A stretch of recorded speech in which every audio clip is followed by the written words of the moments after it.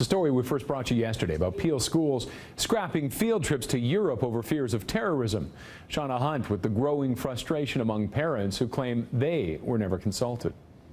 We cannot let this go because we weren't consulted as a parent. And I, as a parent, know what's safe for my child more than anybody else. And I should be consulted in my child's safety, or at least included in the decision. Yeah, we love you too. Love you too. Yeah. When they said, like, yeah, it's really not happening, like, we were so sad.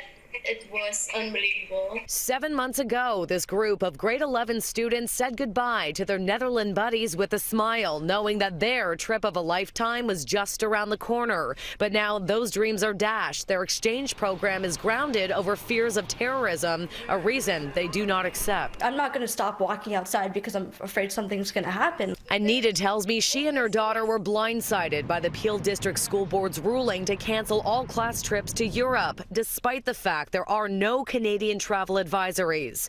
Adding to the sting is this email they received just 7 days ago. It says the board has not canceled or delayed our trip. We fully signed after the Paris bombings, after everything else, that our children are still permitted to go. We still gave our permission knowing what's going on in the world. We first brought you this story last night after being contacted by a ticked-off student. City News has now learned that the elected school board chair, Janet McDougald, was involved in the decision-making, but trustees, teachers, and students were not consulted. In hindsight, though, do you think that parents should have been a part of this conversation? No, I don't. Because I know when you ask a group of people what they think, there will always be differing opinions. There will always be differing opinions. So how do you come to a decision? So you don't think that parents should have been brought into this? You don't think that their opinions count? I do think their opinions count, but I think that they would differ. Collectively, these trips cost hundreds of thousands of dollars. While parents are being promised full refunds, it's still unclear how much insurance will cover. So is it possible then that the taxpayers' dollars would be on the hook for these cancellations? I can't rule anything out, but I can tell you that we're working with our insurance companies. We didn't base our decision on student safety on finances.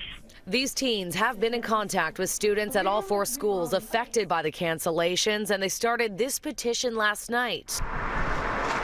And right now they are promising their Netherlands friends that they are doing everything possible to make sure they get on that plane. You can reimburse our money, but you can't reimburse our time and our experiences. Now, the first group of students to be grounded are supposed to take off to Austria this Saturday. The Peel District School Board tells me that they're simply erring on the side of caution, and at this point they have no plans to reverse their decision. In Mississauga, Shauna Hunt, City News. A viewer first told us about this story. If you have a news tip, let us know by email, phone, or Twitter. You can also contact us through our website, citynews.ca.